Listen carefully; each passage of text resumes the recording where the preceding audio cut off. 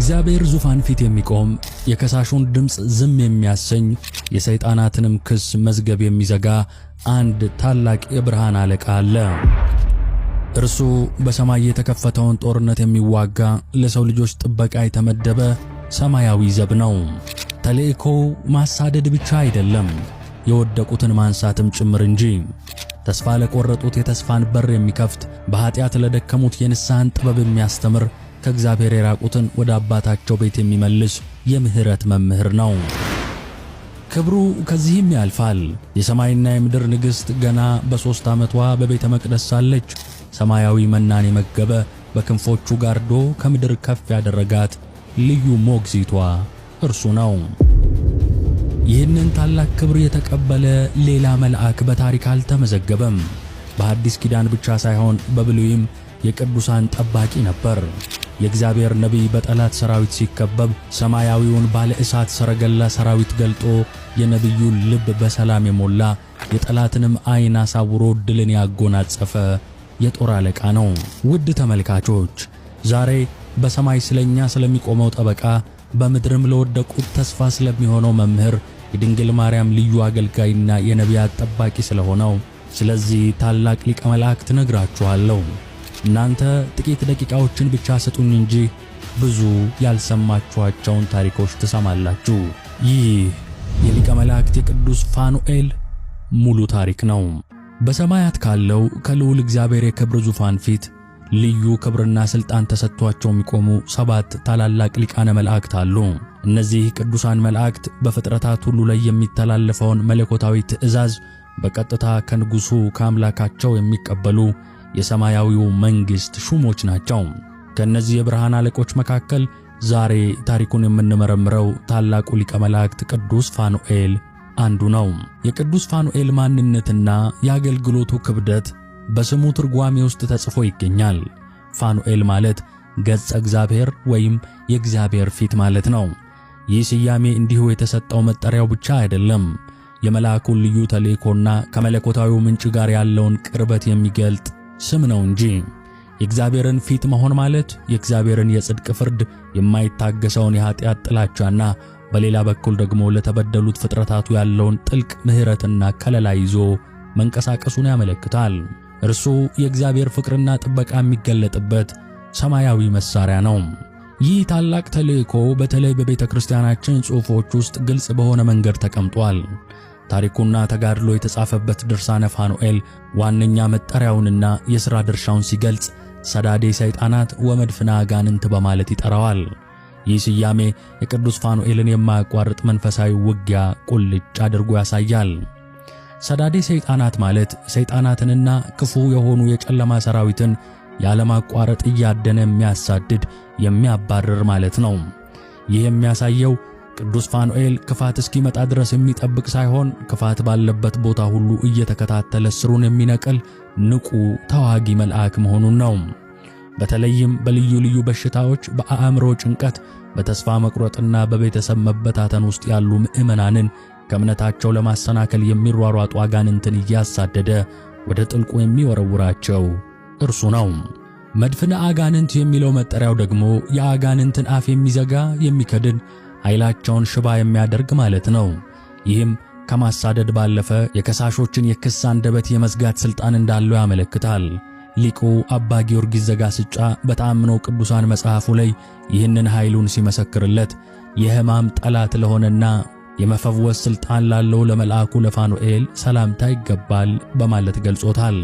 ስለዚህም ቅዱስ ፋኑኤል ስሙ እንደሚያመለክተው የእግዚአብሔርን ጥበቃ ፊት የያዘ፣ በሰማይም በምድርም የሰው ልጆችን ከማይታየው የጨለማ ኃይል ጥቃት የሚከላከል የብርሃን አለቃ ነው። የቅዱስ ፋኑኤልን ሰዳዴ ሰይጣናት የሚለውን ታላቅ ሥልጣን ለመረዳት በመጀመሪያ የጠላታችንን የክስ ስልትና የክሱን አስከፊ ውጤት ማወቅ አለብን። ሰይጣን በሰው ልጆች ላይ የሚያመጣው ጥፋት የሚጀምረው በኃይል ሳይሆን በቃል ነው፣ በእግዚአብሔር ፊት በሚያቀርበው ክስ። ይህንን የሰማይ ጦርነት ለመረዳት እንደ መጽሐፈ ኢዮብ ምስክር የሚሆነን የለም። ታሪኩ የሚጀምረው በሰማያዊው ጉባኤ ውስጥ ነው። የእግዚአብሔር መላእክት በአምላካቸው ፊት ለመቆም ሲመጡ ከእነርሱ ጋር አንድ ያልተጋበዘ እንግዳ ከሳሹ ሰይጣን አብሮ መጣ።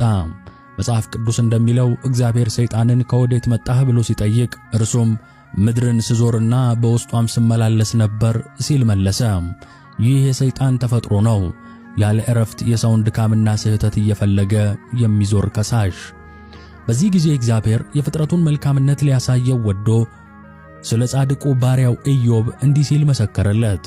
በውኑ ባሪያዬ ኢዮብን ተመለከትከውን? እርሱ ፍጹምና ቅን፣ እግዚአብሔርን የሚፈራ ከክፋትም የራቀ ሰው ነው። በምድርም ላይ እንደርሱ ያለ ማንም የለም አለው። ይህ ምስክርነት ለሰይጣን የቅናት የክስ መነሻ ሆነ። በሰው ልጅ ልብ ውስጥ ቅንነትና እውነተኛ ፍቅር እንዳለ ማመን ስላልፈለገ የኢዮብን ንጽሕና ተጠራጠረ። እንዲህም ሲል መለሰ፣ በውኑ ኢዮብ እግዚአብሔርን የሚያመልከው በከንቱ ነውን? አንተ በዙሪያው በቤቱና ባለው ንብረት ሁሉ ላይ አጥር አልሰራህለትምን? የእጁን ሥራ ባርከህለታል፣ ሀብቱም በምድር ላይ በስቷል። አሁን ግን እጅህን ዘርግተህ ያለውን ሁሉ ንካበት፣ ያን ጊዜ በፊትህ ይሰድብሃል አለው። የሰይጣን ክስ ይህ ነው። የሰው ልጅ እግዚአብሔርን የሚወደውና የሚያመልከው በረከትን ስለምታፈስለት ብቻ ነው። ያንን በረከት ብትነጥቀው ግን ፍቅሩ ይጠፋል፣ እምነቱም ይከስማል የሚል መርዘኛ ሐሳብ። ይህ ክስ በኢዮብ ላይ ብቻ ሳይሆን በእግዚአብሔር በሚያምን በእያንዳንዱ ሰው ላይ የቀረበ ክስ ነበር። በዚህ ክስ ምክንያት በኢዮብ ላይ የደረሰው መከራ ምን ያህል ከባድ እንደነበር እናስታውስ። በአንድ ቀን ውስጥ ሀብቱ ሁሉ ወደመ። ጠላቶቹ መጥተው በሬዎቹንና አህዮቹን ወሰዱ፣ ጠባቂዎቹንም ገደሉ። ከሰማይ የወረደ እሳት በጎቹንና ጠባቂዎቹን በላ። ከለዳውያን ግመሎቹን ዘርፈው አገልጋዮቹን ገደሉ። ከዚህ ሁሉ የከፋው ዜና መጨረሻው ላይ መጣ። ወንድ ልጆቹና ሴት ልጆቹ በታላቅ ወንድማቸው ቤት ግብዣ ላይ ሳሉ ኃይለኛ አውሎ ንፋስ ቤቱን በላያቸው ላይ መጥቶ አፈረሰባቸው። 10ሩም ልጆቹ በአንድ ቅጽበት አለቁ። የሰይጣን ክስ በጻድቁ ኢዮብ ላይ ያመጣው ውጤት ይህ ነበር። በአንድ ጀንበር የብዙ ዘመን ልፋቱን፣ የሀብቱን ምንጭና ከሁሉ በላይ ደግሞ የልጆቹን ሕይወት ነጠቀው። ታሪኩ ግን እዚህ ላይ አላበቃም። ሰይጣን ዳግመኛ በእግዚአብሔር ፊት ቀርቦ ቆዳ ስለ ቆዳ ነው፣ ሰው ስለ ሕይወቱ ያለውን ሁሉ ይሰጣል። እጅህን ዘርግተህ አጥንቱንና ሥጋውን ዳሰው፣ ያን ጊዜ በፊትህ ይሰድብሃል በማለት ሁለተኛ ክስ አቀረበ።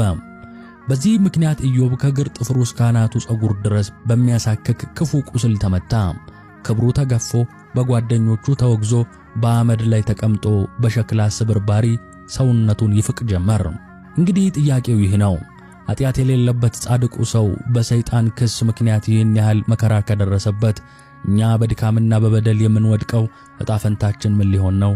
በሕሊናችን ውስጥ አንተ በደለኛ ነህ፣ ዋጋ ቢስ ነህ እያለ የሚከሰንን የሰይጣንን ድምፅ ማን ዝም ያሰኘዋል? በእግዚአብሔር ፊት ስለ ኃጢአታችን ሲከራከር መከራን ሲለምንብን ለእኛ ጥብቅና የሚቆምልንስ ማን ነው የሚለው ነው። መልሱ በሰማያዊው መዝገብ ውስጥ ተጽፏል። ለዚህ ከሳሽ የተመደበ የእግዚአብሔር መልስ አለ። እርሱም ሊቀ መላእክት ቅዱስ ፋኑኤል ነው። የኢዮብ ታሪክ የችግሩን ጥልቀት ካሳየን፣ የቅዱስ ፋኑኤል ተልእኮ ደግሞ የመፍትሔውን ታላቅነት ያሳየናል። በመጽሐፈ ሄኖክ ላይ እንደተጻፈው ሄኖክ በራእዩ ያየውን ሲናገር እንዲህ ይላል። አራተኛውም አለቃ ሰይጣናትን አስወጥቶ ሲሰዳቸው ሰማሁ። በምድር የሚኖሩ ሰዎችንም ያጣሏቸው ዘንድ ወደ መናፍስት ጌታ እንዲገቡ አይተዋቸውም አይፈቅድላቸውምም ይለናል ነቢዩ ሄኖክ። ይህ ቃል የቅዱስ ፋኑኤልን ሥራ ፍንትው አድርጎ ያሳያል። በኢዮብ ታሪክ ሰይጣን በእግዚአብሔር ፊት ቀርቦ ክሱን ሲያቀርብ እንደምናየው የቅዱስ ፋኑኤል ተልእኮ ደግሞ ይህ እንዳይሆን መከላከል ነው። ሰይጣናት የሰውን ልጅ ለመክሰስ ወደ እግዚአብሔር ዙፋን እንዳይቀርቡ የሚከላከላቸው፣ የሚያሳድዳቸውና የሚያስወጣቸው ጠባቂው መልአክ እርሱ ነው። በሰማይ የቆመው የሰው ልጆች ጠባቂ ቅዱስ ፋኑኤል ነው። ስለዚህ የቅዱስ ፋኑኤል ጦርነት በሁለት ግንባሮች ላይ ነው። አንደኛው በሰማይ በእግዚአብሔር ዙፋን ፊት የክስ ቃላት እንዳይሰሙ በመከላከል ሲሆን፣ ሁለተኛው ግንባር ደግሞ እዚህ በምድር በእያንዳንዳችን ልብ ውስጥ ነው። ሰይጣን በውስጣችን የሚዘራውን የተስፋ መቁረጥ፣ የጥፋተኝነትና የውድቀት ስሜት እየነቀለ በማውጣት በእግዚአብሔር ምሕረት እንድንታመን ያደርገናል። በኢዮብ ላይ የደረሰው ሁሉ በእኛ ላይ እንዳይደርስ የሚጠብቀን መከላከያ ኃይላችን ነው። የቅዱስ ፋኑኤል አገልግሎት ሰይጣናትን በማሳደድና ክሱን በማምከን ብቻ አያበቃም። ይህ አንደኛውና ወሳኙ የሥራው ክፍል ቢሆንም አገልግሎቱ ከዚህ እጅግ የበለጠ ነው። ሰይጣን ሰውን የሚከሰው በኃጢአቱ ምክንያት ነው። ስለዚህ ከክሱ ለመዳን ምርጡ መንገድ ከኃጢአት መራቅና በንጽሕና መኖር ነው። ነገር ግን የሰው ልጅ በተፈጥሮ ደካማ ነው። ይወድቃል፣ ይሰናከላል። ታዲያ የወደቀውን ማን ያነሳዋል? የተሳሳተውንስ ማን ወደ እውነት ይመልሰዋል?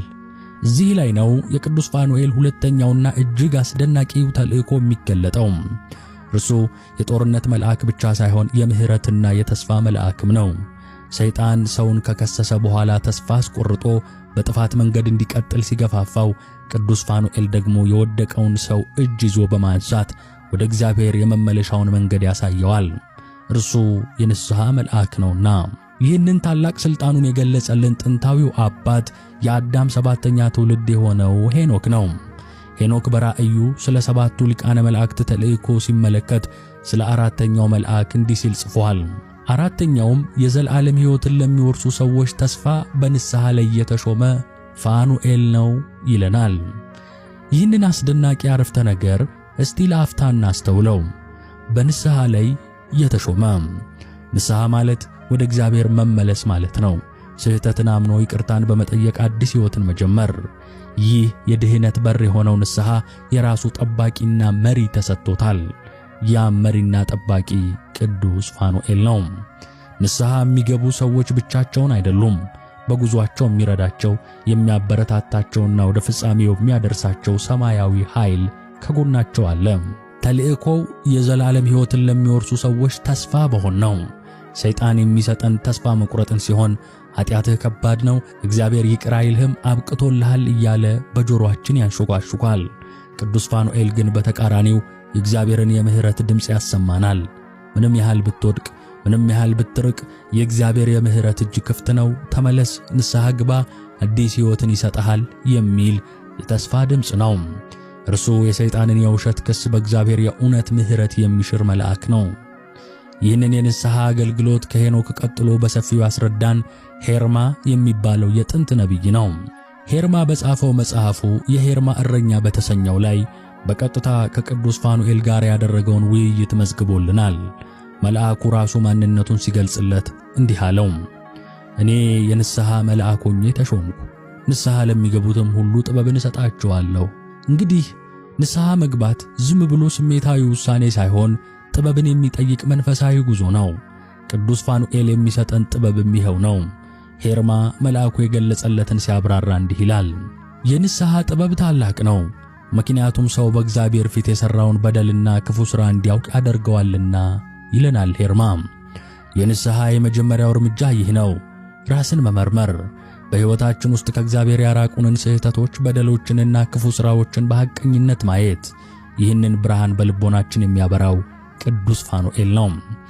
ቀጥሎም ሄርማ የሠራውንም ክፉ ሥራ በልቡ አስቦ ንስሐ ይገባል ይላል። ማወቅ ብቻውን በቂ አይደለም።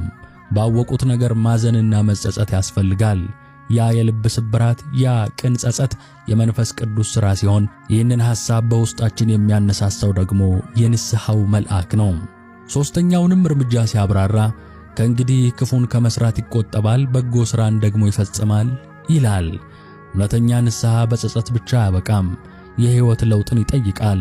ክፉውን መንገድ ትቶ ወደ በጎ መመለስ ነው። ቅዱስ ፋኑኤል በዚህ አዲስ መንገድ ላይ ስንራመድ ብርታትና ጽናትን ይሰጠናል። በመጨረሻም በበደሉም ምክንያት ራሱን ዝቅ ያደርጋል፣ ሰውነቱንም ለመከራ ያዘጋጃል ይላል። ይህም የትሕትናን አስፈላጊነት ያስተምራል። እውነተኛ ተነሳሂ በራሱ አይመካም፣ በእግዚአብሔር ምሕረት ብቻ እንደሚድን ያውቃል። ስለዚህ ራሱን ዝቅ አድርጎ የንስሐን ፍሬ ያፈራል። ይህ የሄርማ ምስክርነት የቅዱስ ፋኑኤልን አገልግሎት ምን ያህል ታላቅ እንደሆነ ያሳያል። እርሱ በሩቅ ሆኖ የሚከላከልልን ጠባቂ ብቻ ሳይሆን ወደ ልባችን ገብቶ የውስጥ ለውጥ እንድናመጣ የሚረዳን መምህርና መካሪ ነው።